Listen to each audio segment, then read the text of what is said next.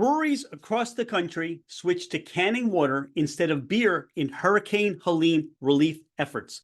This comes from an article in Southern Living online by Cameron Beal. It was published on October 4th, 2024. With fresh and clean water among one of the biggest needs across the areas ravaged by Hurricane Helene, breweries across the country are stepping up to help by taking a break from canning brew to canning water. From Charlotte, North Carolina to Charleston, South Carolina, and even Colorado, brewers are coming together to help supply the basic need of water. At No Dob Brewing in Charlotte, they are eager to do all they can to help communities in their home state. As of October 4th, they've done 3 days of runs, which is roughly 4,500 cases of water. It's being picked up and shipped to Asheville and a bunch of smaller towns around that area. If you want to learn more about relief efforts in the area, look to the Asheville Brewers Alliance and North Carolina Craft Brewers Guild. They have some information posted on their social media. At this time, our hearts and thoughts and prayers go out to the people in the Carolinas, Georgia, Tennessee, and Florida, and those that are preparing for the next hurricane. There's a lot of cleanup. There's a lot of recovery. There's a lot that still needs to be done. Continue to look out for ways that you can support the community and help these people that really need it the most right now. Some of our favorite breweries may never open again. Some of them need a lot of work to get cleaned up, and some of them just need a little bit of help right now. So if you're able to shop and buy things and keep those employees and the people that work hard to make our lives a little bit better, if you're able to help, do what you can. Cheers!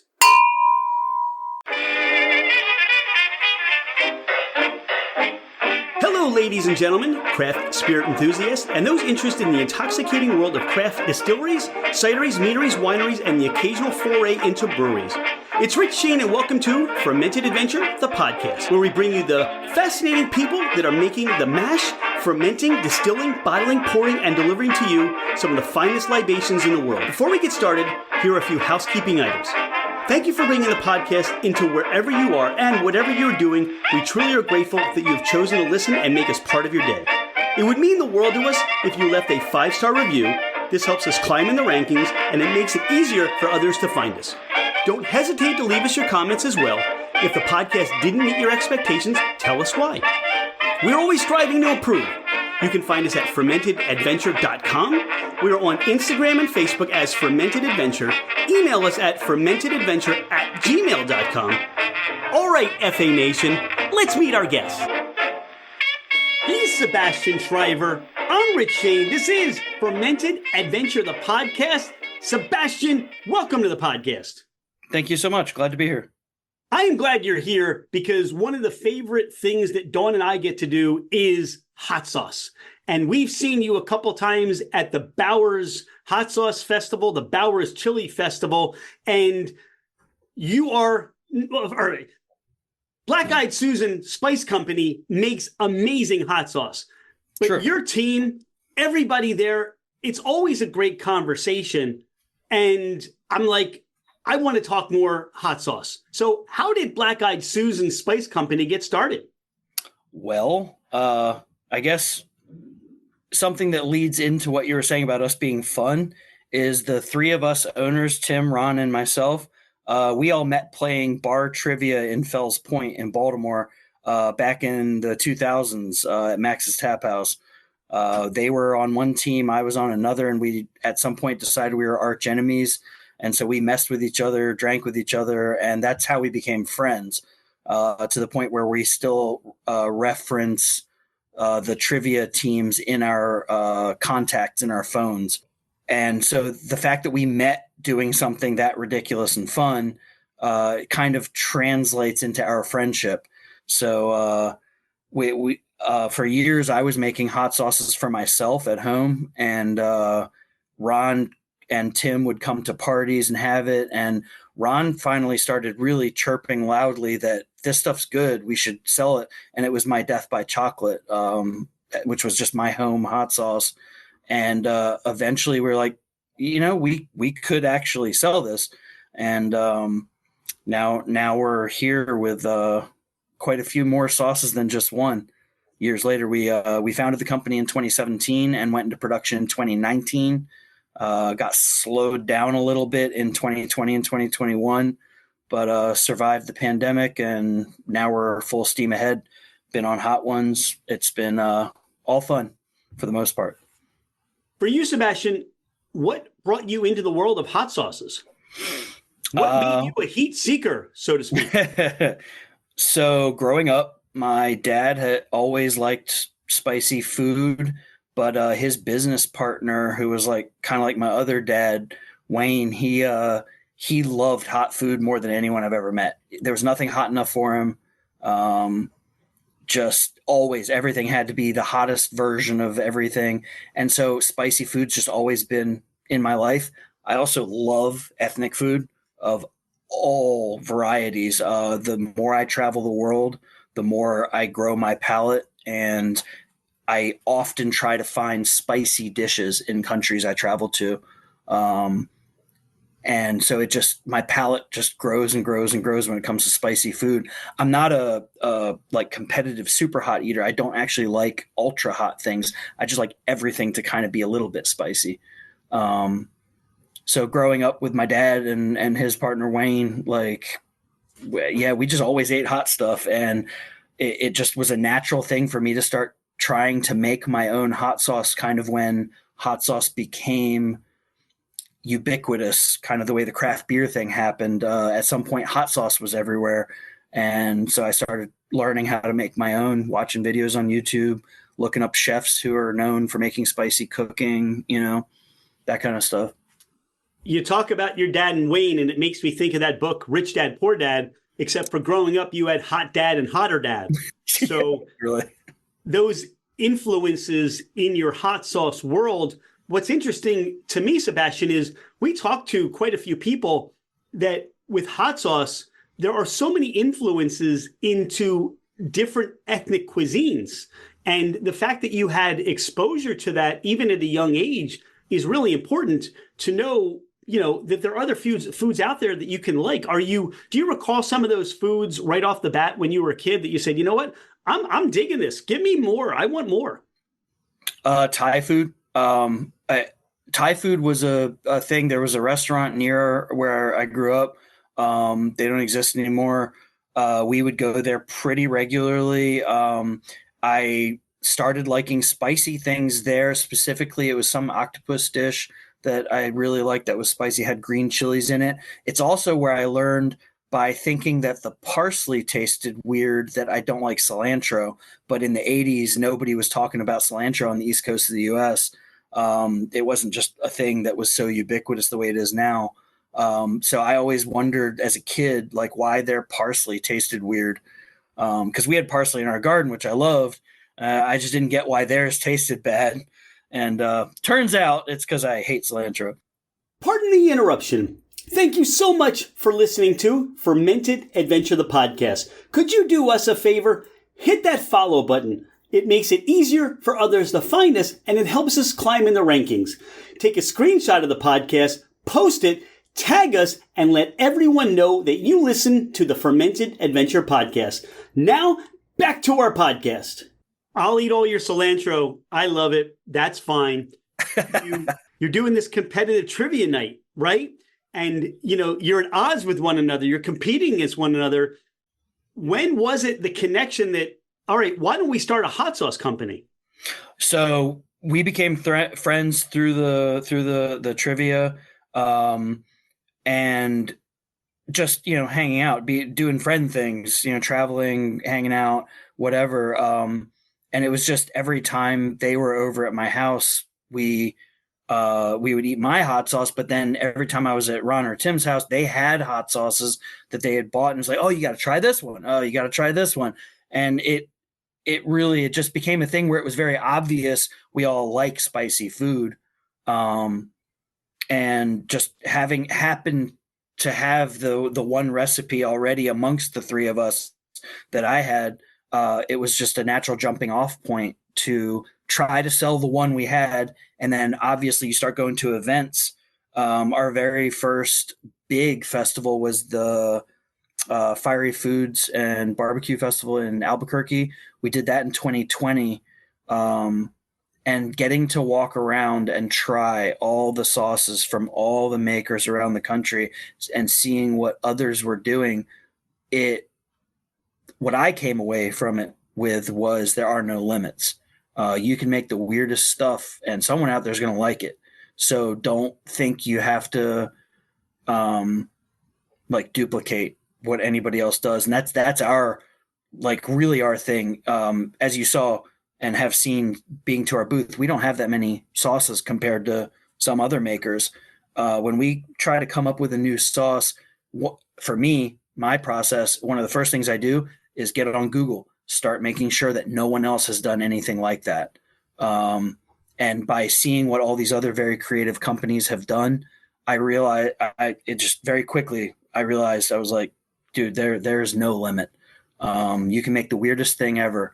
As long as you like it and you can speak to its quality, there's going to be somebody else who likes it as well. Just what we personally at Black Eyed Susan Spice Company don't want to do is duplicate other people's efforts. So if somebody else has already made a great sauce using whatever, we don't want to do that as well. Why? They've already done it so well. Why would we want to do that? So stay creative, stay unique.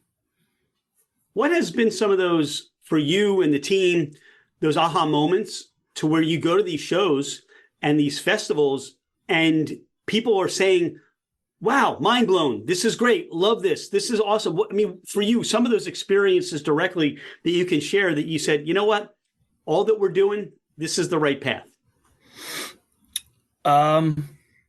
I genuinely can't think of any true aha moments, but the number one thing that keeps me trying to be creative and never fall into the trap of, oh, I got to make one like this because other people did, is the people genuinely thanking us for making something they've never had before. Really just being excited that, oh, wow, this is a truly unique experience. Thank you so much. And it's weird because that's an odd thing to say to someone who's making a product to sell you, is thanking them for making a creative product. I don't go to many stores to buy things to then thank them for making a unique thing. I just go there to buy the thing. So that interaction keeps me excited about making new and exciting things. If that makes sense. It makes perfect sense. You don't need to go down that path that somebody else has gone, and you see what people appreciate in what they're buying. Let's find something that they've either never had for or your own take on something that could be totally unique to their experience. Yeah. And the one thing that does, I wouldn't call it an aha moment, but I love hot sauce. And so going to the festivals and getting to try the other sauces, I get excited still when I try things. No, I'm not going to go out of my way to try somebody's 9 bazillion Scoville extract something that will, ruin my day. I'm not in it for that. I think our sauces pair incredibly well with food because we like cooking, and that's how we come up with a lot of our stuff. It's like, oh, this sauce would go really well with X, Y, and Z. But when I get to a booth and I try something I've never had anything like before, I get really excited about it, and I make sure to buy that sauce and I try to eat it on everything and see what it goes good with. I'm still excited about that. I think honestly, the moment I stop being excited about trying other people's sauce, I should probably hang it up, because at that point I'm literally just doing it to sell sauce. And I mean, I have a day job currently still. I'd love to just make hot sauce for a living, but it's not currently in the cards. So while it's my passion project, and it is, I'd like to still stand behind what I do and be as excited about it as the people who I enjoy seeing excited about my stuff. Have there been some recipes or some ideas that you've had for Black Eyed Susan and they didn't turn out the way you had thought that they would? Oh yeah, absolutely. I have a project with an ingredient that no one has ever made a hot sauce with that I'm desperate to make work. The problem is the ingredient doesn't taste great on its own. It needs a lot of help. And I have not been able to come up with the right vehicle for said ingredient. And I actually put it down. Like I was trying. I got frustrated. I was doing it by myself. Also, the problem with Tim, Ron, and I living so far apart, we're like an hour from each other, and we are all very busy. They have families, and with work and et cetera, and my life of just traveling around. My mom lives in another country. It's hard for us to get together and experiment. So I've definitely had recipes where I run my head into the wall over and over and over again. Oh, I know this one ingredient will help this other ingredient, and then it doesn't work. And the key is to have a vision for each sauce and to be able to achieve that vision. And until, I guess I kind of know what I want out of it. And until I get even remotely there, there's no chance of me even considering making it. Because I never, ever, ever, ever want to bring out a subpar product. That would be really emotionally crippling to me to have someone say, meh, at the very least, this wasn't weird and interesting. If anybody ever thought that we brought out a bad or a boring sauce, I'd be pretty anti it. Obviously, some people don't like an ingredient or are allergic to an ingredient, and that's fine. But if someone who's just trying hot sauces goes, ew, that's gross, or meh, that's really boring, I'd be sad about it. Well, I can tell you from Dawn and my experience, we've never been sad, and we've always had a wonderful experience with their hot sauces. So appreciate that. From where we stand, we love them and keep doing what you're doing. Your experience about, hey, this is in my head, in my palate, this is how I would like the end result to taste and the experience to be, and how the ingredients works together, in a lot of ways reminds me of the components of gin. Because yes, you have to have, in this case, juniper or something, a derivative of that.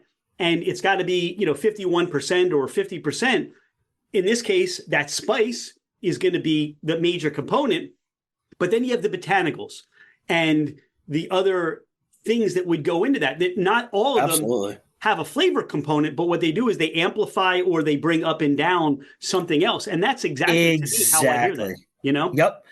When I see, I'm a big car guy, so watching Grand Tour and Top Gear, seeing James May's gin company now really rolling full steam ahead. He's got commercials and a YouTube channel and stuff for his gin, and he talks about parsnips and other random things. I'm like, why would you put that in booze?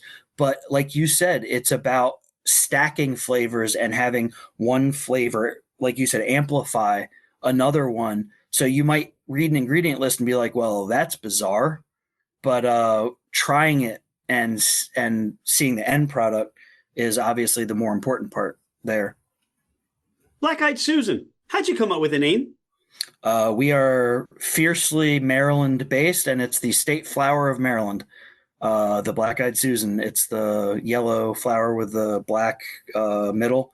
And we were trying to come up with a name that would, if you know that it's a big deal here, you'd never doubt that we're from Maryland. We have people when we're doing away events outside of the state.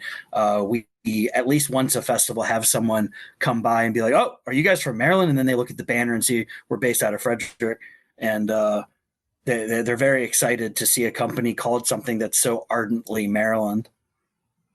Well, I'll tell you what, you are in the heart. It seems like Fredericksburg creativity. There's so much going on with the art scene.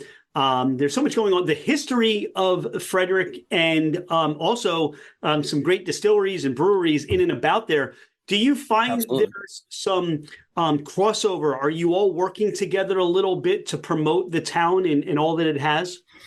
I think in some ways we try to do as many events in Frederick as we can. They have a lot of really wonderful festivals. It's definitely, like you said, the arts. It's a very kind of eclectic community. And so the more festivals you do there, the more you become kind of interlaced with the creative community there. We have our sauce McClintock's Revenge that we made with McClintock's Distilling.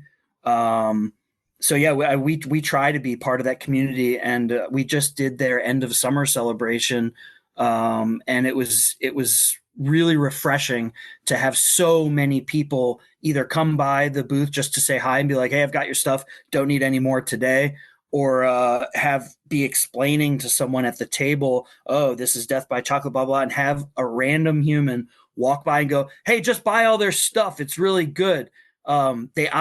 It's very obvious that there's people in Frederick who are brand loyal because we rep Frederick really hard, and we don't necessarily go out of our way to be Frederick specific. I mean, I'm from Baltimore personally, but we definitely lean hard into being from Maryland.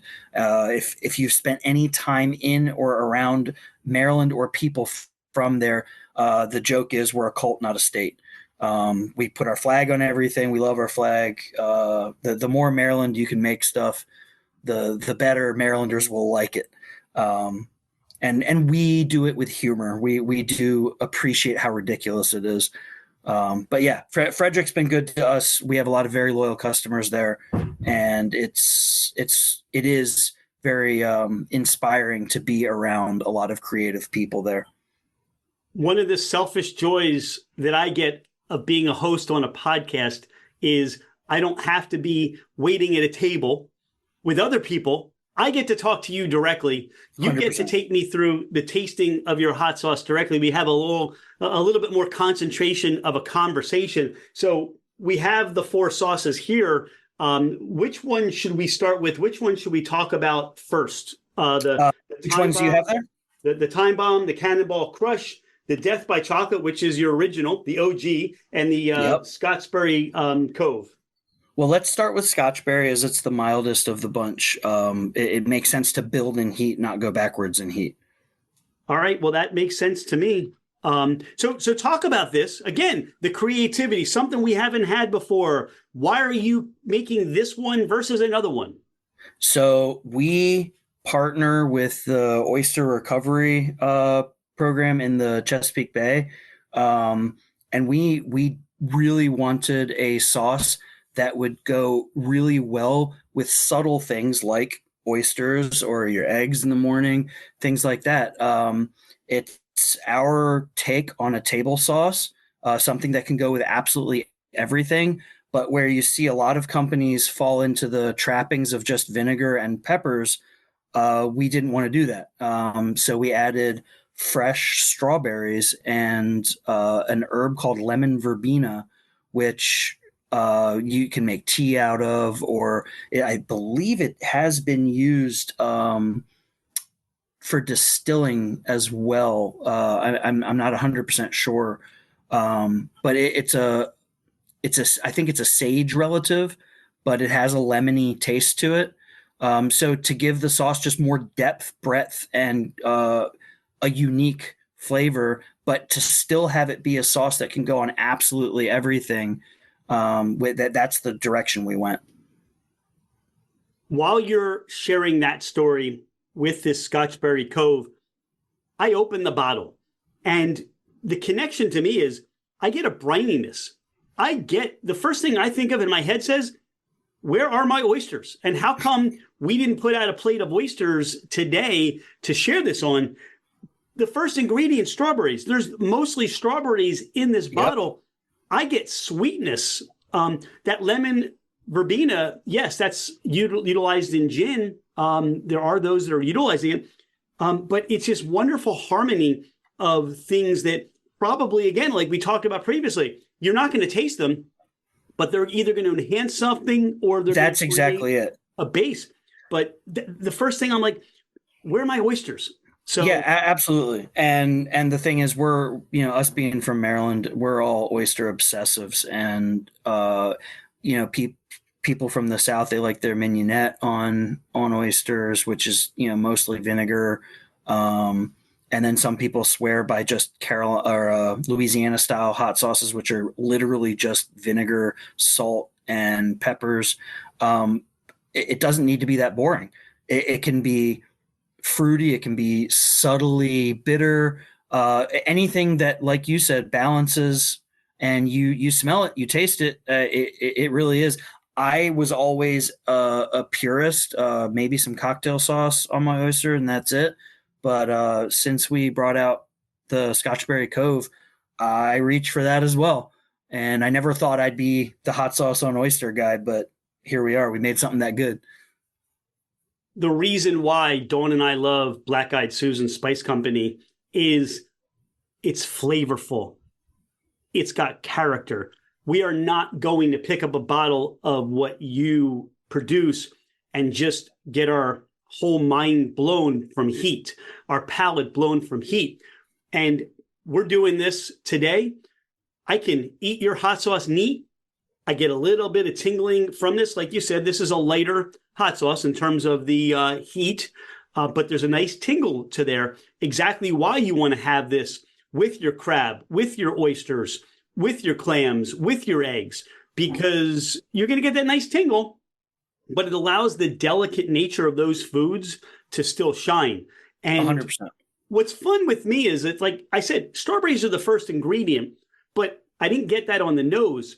What they do is, for me, they provide a nice balance between the vinegar. I get the spices. And when I say spices, not your heat spices, but just your flavorful spices. Yep. And I feel like I'm drinking. We're doing bourbon tasting together here, Sebastian, because there's this wave I'm riding of, oh, there that is. There that is. Oh, now there's this. And all these flavor components, you're not just tasting hot sauce. Let's start breaking this down. And honestly, I that's what I love doing with hot sauce. When I find creative makers who make stuff that's really out in left field, that's exactly it. I do feel like I'm more at a winery, a distillery, a brewery, breaking down theories on flavors and whatnot. That is a lot of the fun for me, and I assume and think also Ron and Tim. It's not just, oh, let me get this hot thing that's really hot. Anyone can do that. It's more about, hey, how did you wind up at this crazy flavor? Or, good job on balancing flavors into such a unique sauce. Oh, that's an ingredient I didn't think you could use in a hot sauce or something like that. All right, you mentioned Maryland, and you're not that far in Maryland from Pennsylvania. You've got tons of farm and tons of produce and tons of different things you can source from. Where you're finding most of your stuff, is it local? And obviously, if you want a quality ingredient, sometimes locally it isn't available. How do you go about sourcing your ingredients for your hot sauce? It depends. In the creation process, we're obviously looking for the best stuff we can find, because you should use an ingredient that is representative of what you think that ingredient should be. So why would you use subpar? So while we're creating a sauce, absolutely, you go for local, you go for fresh. That obviously does not necessarily scale. So, once you go into big production, you may have to source from farms that are farther away than your local farms. You may have an ingredient you need that's out of season where you live. Us being in the Mid-Atlantic, we do have winters, we do have seasons. So if we're, making a sauce that has a tropical ingredient in January, there's little to no chance of getting that in Maryland or PA. So we may be looking outside. The key is to try your ingredients that you're sourcing. So when we have a new sauce that we're making and we need to get the ingredients from farther away, we need to trust that those ingredients meet our flavor standards. You can't always in 2024 be militant on local only if you want to scale. there's a limit. Unless you own a farm, I guess then you could plant everything you want and as much of it as you want if you have the land. But as we're not in that position, the best quality we can do inside the rule set of your stuff might have to come from farther away is to try it and make sure that it's delicious. Because again, the worst thing that anybody could say to us is you made a boring sauce or you made a subpar sauce. And if any of your ingredients are subpar, your whole product is going to be. We previously had Matt Reif on, who's with the Distillery of Modern Art. He's the distiller there down in Atlanta, Georgia. And we got into a conversation about as that craft grows and is allowing farmers or farming to join in on the whole process, it provides more opportunity. And I'm curious with you, Sebastian, are you seeing that in the craft hot sauce world as more hot sauce providers, either A, are coming online, or B, are expanding the amount of production? Are you starting to see and having conversations and saying to this, either this pepper provider or this ingredient provider, hey, we can promise you so much because we're amping up our production, and you can see how that's growing in the industry. Is that something that's happening in the hot sauce world?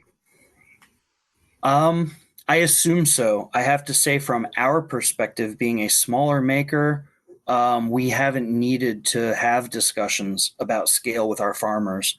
I assume that as some craft makers grow to the point, I guess it's kind of like the conversation about microbrew and macrobrew. At some point, you're making so much that while you wanted to be sole source from somewhere, you might need to be sourcing from multiple suppliers. I assume there's companies who are running into that. But we are not big enough yet to have had that conversation. We actually get a lot of our peppers from a farm in Asheville, North Carolina. And the first thing we did before we made any sauce was we went to Asheville and we met the farmer and we hung out. We drank beers at the farm and just got to know him. And it was awesome. It's Joel from Smokin' Jay's Fiery Foods. Just a really great guy. And it made us happy to see the farm, to see how he does, how he grows the plants, and then just to know that on the other end of the single most important ingredient in our stuff is a good person who takes pride in what he does. And that's actually how we got started, was with his peppers. Now we've had to source from a few other places as well, just because sometimes he doesn't grow what we need. But in general, we like using him because we consider him a friend of the company now. I love that origin story. And that's quintessential craft. You go out and you source what makes sense for you, the finest ingredients you can find, but you have a connection with that farmer. And that experience transfers to what we have and what you provide in the bottle. So we've got three, the Time Bomb, the Cannonball Crush, and the Death by Chocolate. Which one should we go to next? Let's do Cannonball Crush next. It's one of our newer sauces. Brought that out actually about a year ago now. Your two main flavors there are going to be smoked garlic and orange. It works well as long as you like garlic. It works great as kind of an everyday sauce. It's nice and tangy with the orange. It's not sweet. It kind of falls in between sweet and sour. A lot of people hear orange and they think sweet, but oranges they can also be tart. So it is a really, really versatile everyday sauce.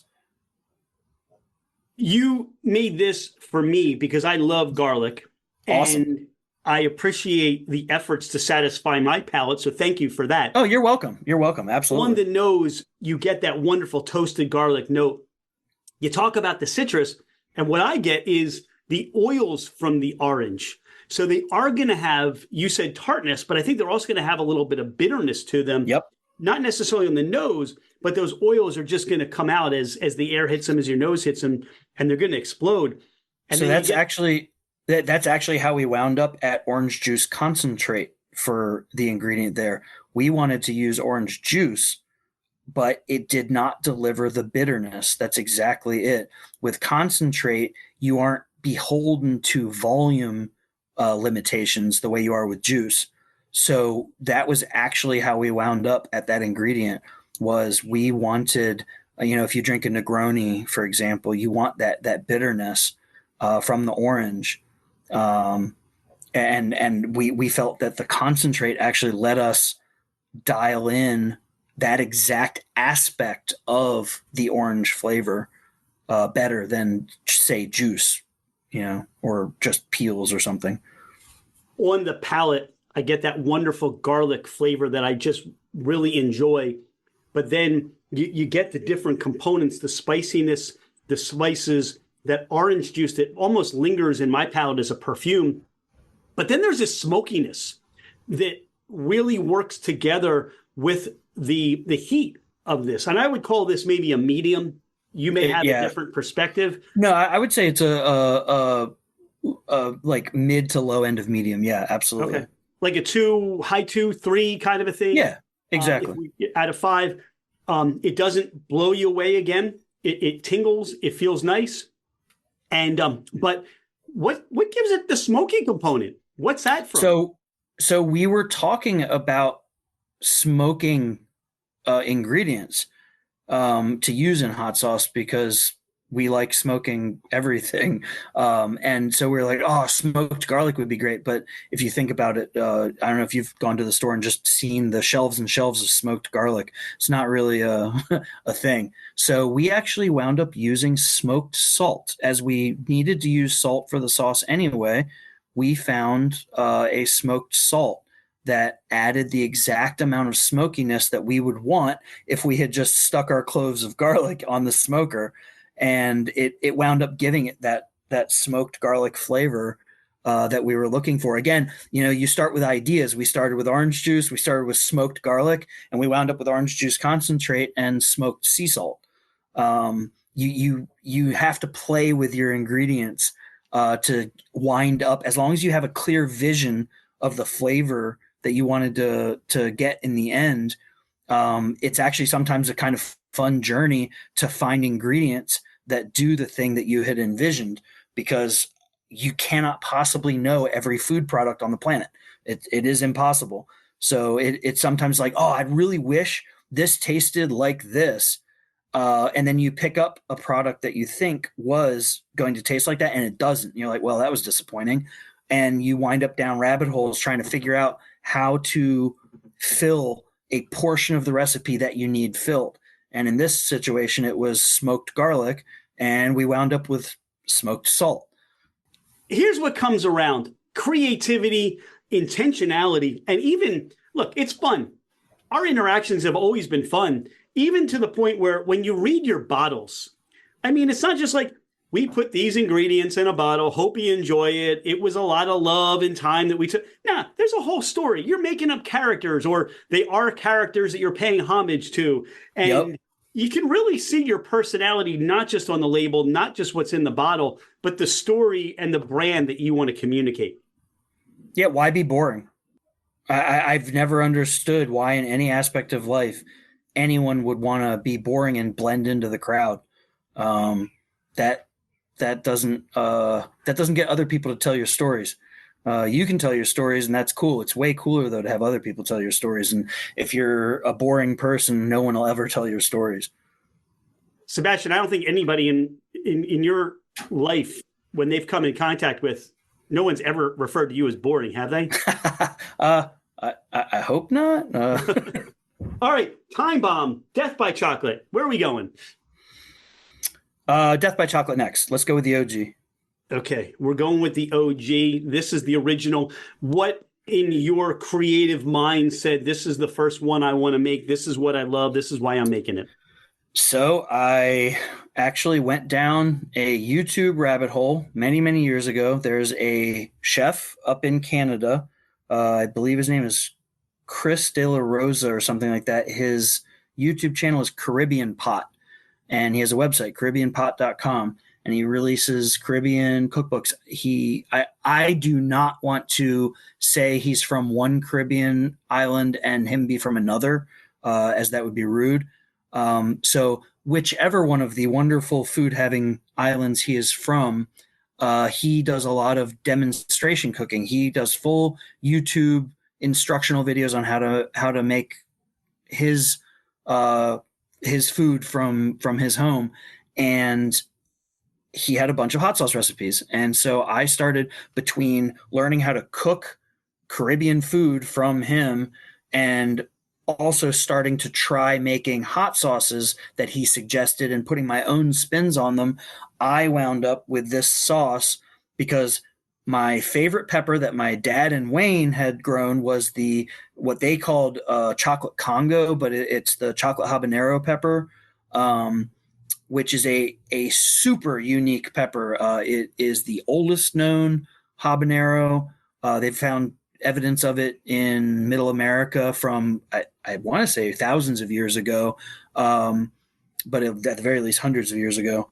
It was at one point one of the hottest peppers in the world. Obviously now with modern science, it's been blown by, but it's where your normal habaneros are like hanging out 200,000, 250,000 Scoville units. That one is easily in the 400s, I believe.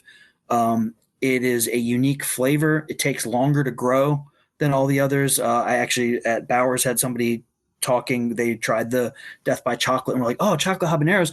I tried to grow those. All my other peppers have made fruit, and those haven't." I was like, "Yeah, that's normal.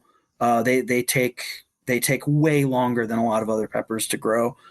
So I've always had those in my garden, and I was like, "Well, let me take these recipes from Caribbean Pot for hot sauce and try them with, instead of his mostly being Scotch bonnet based, let me try with the chocolate habanero." And it's very smoky and intensely fruity. And I was like, "Oh, how can I boost those characteristics?" And so I wound up making this sauce that wound up being kind of like a hybrid of jerk and mole. I added unsweetened cocoa powder for some, I think bitterness would be the right term, but just that unique cocoa flavor, not chocolate, but cocoa. It goes well with smoke and with the chocolate habanero pepper. And yeah, I over the years, I came up with that recipe and it became my home hot sauce. People would come over to eat and be like, "Yo, you got any of that hot sauce?" And so I kept on making it, blender after blender full. And then it took Ron and Tim to want to sell it. I kept going back in my head because you described exactly what my experience was between jerk and mole, because I'm getting both. One stands out, one comes back, and there's this sweet chocolate, there's this bitter chocolate, but you get all of those notes of the Caribbean that I really want to have and expect, even just on the nose.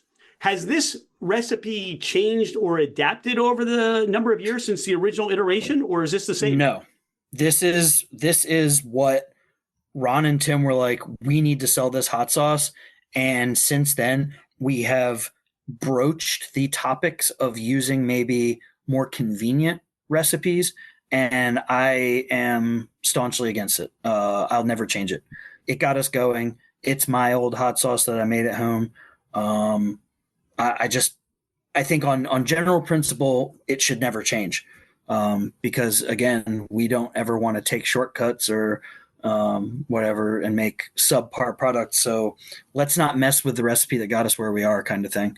And I mean, it's always a joke. Like, it'll come up if especially if Ron's trying to mess with me, he'll be like, "Oh, what we should change in Death by Chocolate?" And he knows he's just doing it to get a rise out of me, which isn't hard. Just like that Scotchberry Cove, my first impression when I tasted this is chicken, steak, just a little bit. If you want to go to that Caribbean style with some seafood, just a dash. So what you're doing is you're providing that essence. There is chocolate here, and to me, it's more of a dark chocolate on the palate. You're not going to get this sweet, I want to put this over ice cream hot sauce. It's complex.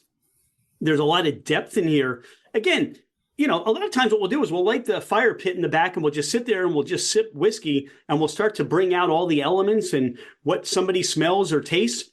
And I feel like we could do that. Not that, I wonder how many people are going to want to sit around and like just taste hot sauce all by themselves. But that's the kind of the hot internet sauce tells me quite a few. That is delicious. I appreciate that. and it's got this wonderful tang. There seems to be a thread of a vinegar component throughout these that really, again, the vinegar is there to provide, you're driving in the car, so you've got all the things coming together. That's the vehicle. It's not saying, hey, we're vinegar and then we have some hot sauce. That's not the way it works here. So it's interesting. Vinegar is often, I feel, an overlooked component, even though it's the primary component. Most hot sauces are based on a vinegar. They're acidified foods. That is what they are. It's what makes them fairly shelf stable. It's what makes them last forever in your fridge. What's fun is actually concentrating on, like you said, you're driving down the road in your car. You can have really comfortable seats, but if your motor's crap, your car's not going to go anywhere. And so concentrating on the vinegar will really, really change your hot sauce. You'll notice we use different vinegars in different hot sauces. Our last year, so we bring out a special edition version of Death by Chocolate each fall, made with chocolate douglas peppers instead of the chocolate habanero, which are super hot. We grow them ourselves in Ron's front yard, to his wife's chagrin. And we make 250 bottles of this very unique sauce each fall into winter. And each year we try to do something a little different with it. And last year what we did was we went down to the eastern shore of Maryland to St. Michael's and went and talked to the people who make Lion rum. And we got a used Lion rum barrel and we aged the vinegar for a year in that rum barrel. And then this year we brought out McClintock's Revenge, where we aged the vinegar in a rye barrel at McClintock's Distilling in Frederick, because rye is a type of whiskey that Maryland is known for. And so we wanted to work with a local distillery in that front. We're pirate themed, so the rum thing was awesome, especially being from a distillery in Maryland along the Chesapeake. But what that does, much like barrel aging anything, whether it's a beer, a whiskey, a rum, it takes the edge off. It definitely takes the sharp corners off of something that's as aggressive as a vinegar. And so what you wind up with by doing that is you wind up with a much more delicate base to your sauce. Obviously with Incinerated by Chocolate, it's a violently hot sauce, but honestly, it's my favorite sauce we've ever made. It's so, especially that one with the age. The first year we did it with all fresh ingredients. That was our thing. We got Georgia peaches. We picked Maryland apples. We went the all 100% fresh route, which for 250 bottles isn't, hard to do. Couldn't scale that, but it was really cool for the special edition. So the last year, what we did for special was aging that vinegar. And it just brought that gentleness, is the best way I can put it, which is ironic to such a violent sauce.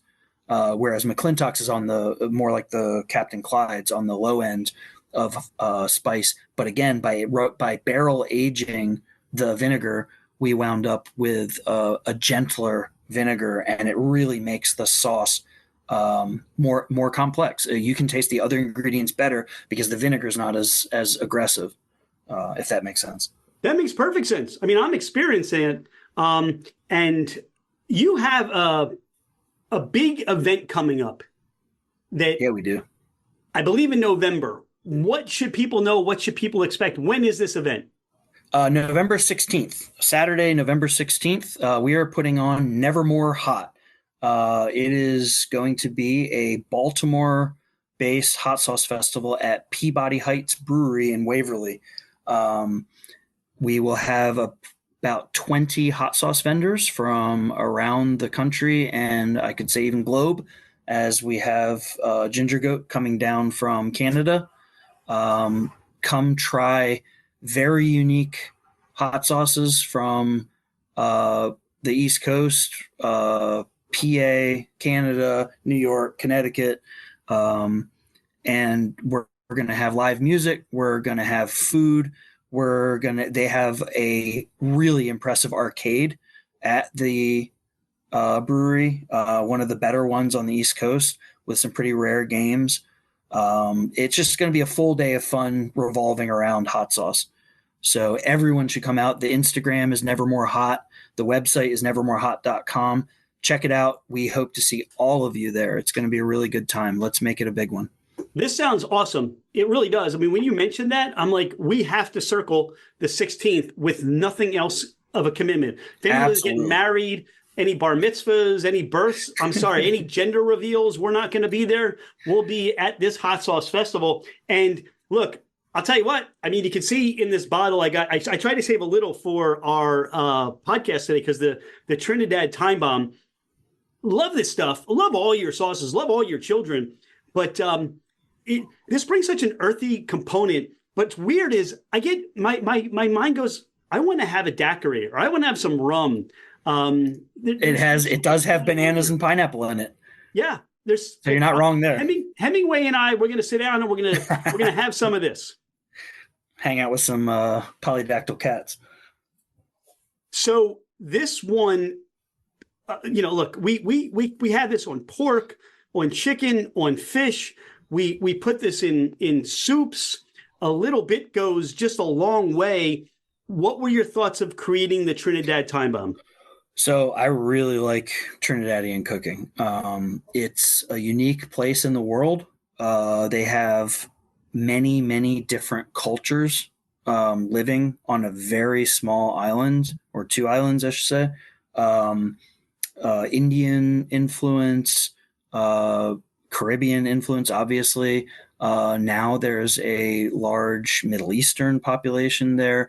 It's a really unique place in that all of these diasporas live there, and they all are very staunchly proud of their heritage, and yet they all freely blend influences from each other's cooking. I don't know that I've ever heard of a place where so many different cultures cook, quote unquote, together. You've got some dude whose family came from India a very long time ago, making some of the best jerk stuff you've ever had, kind of thing. And when I started learning more and more about the cooking there, I started trying to do it myself. The thing you'll learn really quickly about making Caribbean food is a lot of it takes a long time to make. There's a lot of processes where you cook something, you cook it down, then you add another ingredient, then you cook it down, and you just go on and on, especially making curries or anything like that. I mean, it is a many hour long process to make this stuff.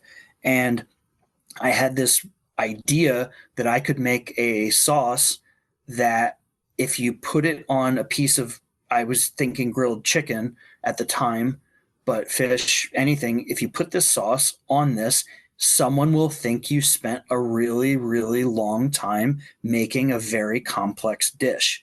That was my thought process when I came up with it. And Ron, Tim, and I went through iteration after iteration, different ingredients, different ways of achieving the same flavor. And this is what we came up with. And whether you like it just on its own merits, or like I said, as something that you coat a cooked piece of meat or whatever in, and it comes off as a finished product because it's so complex. And now we're getting, because it's been out for a while, we're getting some of the most interesting feedback on that sauce specifically. Multiple people at festivals very far from each other, so I know there's no chance of overlap, have said they use it as a salad dressing. They will add it to the vinegar that is in it, which luckily I have a bottle so I can look at which vinegar this was. I'm not thinking of it right off the top of my head. This one's rice vinegar, right? That was what was escaping me. Rice vinegar, which is a sweeter vinegar. If you take rice vinegar and you add some of the Trinidad Time Bomb to it, you now have a kind of a thinner version of Trinidad Time Bomb. And people have been putting it on salad. And I, in 9 million years, would have never thought to put hot sauce on salad. Just my brain doesn't work that way. But that's the type of feedback we've gotten on that sauce because it's so complex. It works in a lot of different ways. Thanks for sharing that. I wouldn't have thought of doing that. I wouldn't have thought of going into the ingredient panel and saying, well, if I had more of this, which is already here, I can take it and I can add it to a salad or Oh yeah, that's that's awesome. honestly, in my experience, it's something that not a lot of hot sauce companies tell their customers, and I feel they're doing them a disservice. Look at your hot sauce, look at what vinegar it's based on, and add the hot sauce to that vinegar, and you've now made a really nice marinade. You don't need to marinate something in just pure hot sauce, especially if it's like a really hot sauce. It might be too much. But if you thin it with whatever vinegar the sauce is based on, you're not going to really change big picture. You're not changing the flavor. Yes, it'll be more vinegar forward, but you're not changing the whole recipe at that point. So you can make a marinade really easily by just increasing the volume with the vinegar that the sauce is based on. And for Death by Chocolate specifically, since you were talking about liking that one, it's based on apple cider vinegar. If you cut that with apple cider vinegar, you've now made kind of a Carolina barbecue type sauce that you can put on pulled pork or pulled chicken or something. That's really good. I got more ways to work with your sauces, and I can't wait. For those that want to order, where are you shipping to? Everywhere? Yeah, we ship nationwide. Blackeyedspices.com is our website. If you make it over $50, it's free shipping right to your door. Pretty convenient. I'll tell you what, if you're not ordering all their flavors on the website, you're missing out. If you're not at that festival, give the details again, Sebastian. The website is nevermorehot.com. The Instagram is nevermorehot. It is at Peabody Heights Brewery, one of our favorite breweries in Baltimore. Great space to just go hang out all the time, but especially they're very good at putting on events. They have a plant festival that is truly wonderful, and they do a lot of flea markets and things there that are awesome. It's just a great place to go hang out all the time, and we're really excited to be hosting the event with them. Their brewmaster Rahul is one of our close friends, and he's making a special beer just for the event, and we're making a special hot sauce just for the event. So if you have ever heard of our native fruit, the pawpaw, which is coming into season now, we are making a pawpaw sauce, and there will only be 500 bottles, and they'll only be available at the festival. So if you'd like a truly regional, unique sauce made with our native fruit, the pawpaw, you should definitely come to Nevermore Hot and get some of this sauce. All right. I can't wait to get my pawpaw on. I can't wait to see you guys. It's fun. You add beer, you add the arcade, you add all that together. This is definitely something you want to put on your calendar. We'll be there. Sebastian, thank you so much for your time today. Thanks for being a friend of Fermented Adventure. And absolutely. Just you and the guys for making this these creative ideas come to reality. Thank you so much. And we'll be thinking it every time that we're adding your sauces to our food and enjoying what you make. Thank you. Really appreciate the time to talk about what we're passionate about. Cheers. See ya.